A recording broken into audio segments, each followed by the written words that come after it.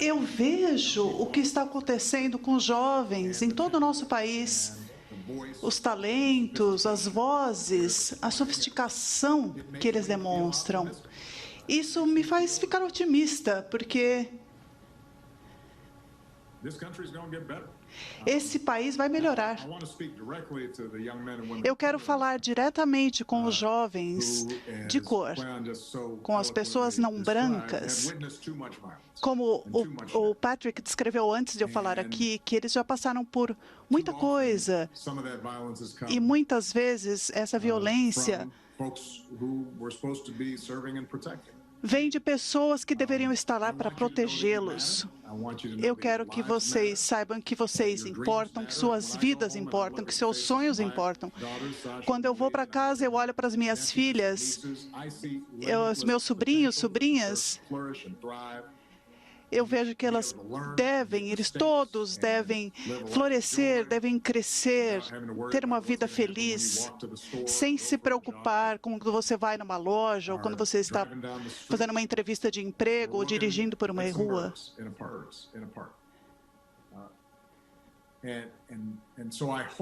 Eu espero que vocês também sintam esperança, embora no momento isso esteja difícil, porque vocês têm o poder de fazer as coisas melhorar e vocês têm o poder de ajudar a como o país se sente. Isso é algo que vai mudar. Vocês comunicaram agora esse senso de urgência, que é muito forte, é transformador e mais forte do que qualquer coisa que eu tenha visto nos últimos anos. Eu quero reconhecer que as pessoas nas forças policiais que compartilham desses sentimentos também. Porque há pessoas assim, sim, que estão para servir as suas comunidades. E é um trabalho difícil. Eu sei que vocês estão chocados com as tragédias e as pessoas que estão manifestando, mas nós somos gratos às pessoas que nos protegem, que nos servem. Eu fiquei tocado vendo aquelas pessoas das forças policiais que marcharam junto com os manifestantes. Deixa eu ficar ao lado delas e reconhecer, eu quero ser parte da solução, é o que eles diziam. E eles mostraram uma força, o engajamento, e ouviram as pessoas, porque elas são parte vital dessa conversa. E a mudança vai exigir a participação de todos.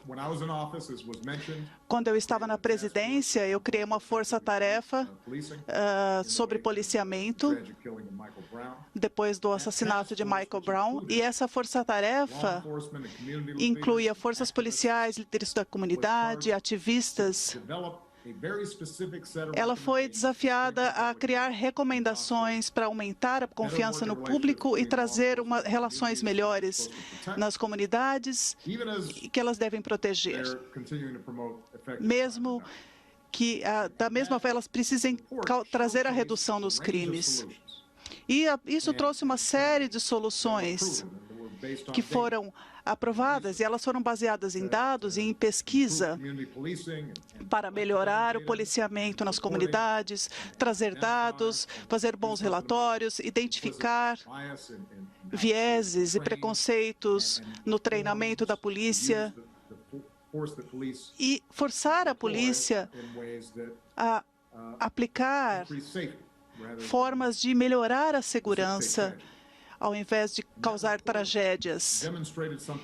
E esse relatório trouxe algo que é muito importante hoje. Muitas das reformas que são necessárias para combater o tipo de violência que vimos hoje precisam ser feitas de forma local, mas elas precisam estar em mais de 19 mil comunidades, 80 mil jurisdições locais.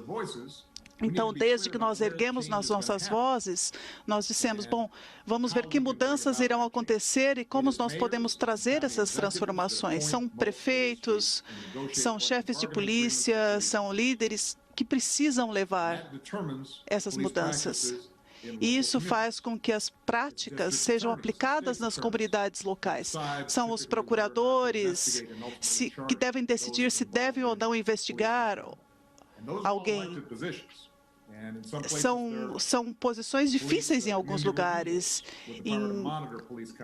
em alguns lugares onde a conduta policial já gera alguma desconfiança, mas o fundamental aqui é que eu tenho lido algumas conversas sobre votação versus protesto, participação política versus desobediência civil.